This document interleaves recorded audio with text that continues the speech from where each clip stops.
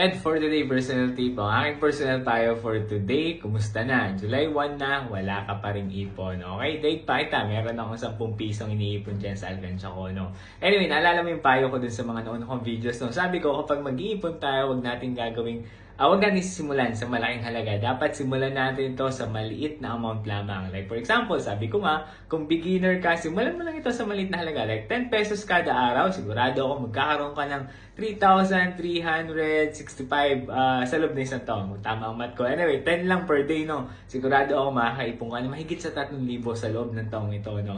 Kaya kung sakali mang hindi mo napanood yung video ko na yan, hindi pa naman huli, no? Pwede ka magsimula ngayon. At meron ka pang July 1 hanggang December 31 para makapag-ipon. Ang punto ko lang sa payo na to, sana kung magsimula tayo sa maliit na amount, sigurado ako at sure ako 100% makakaipon ka. Dahil nga, hindi ka na-pressure, hindi ka nabibigatan. Ganun naman talaga sa buhay, no?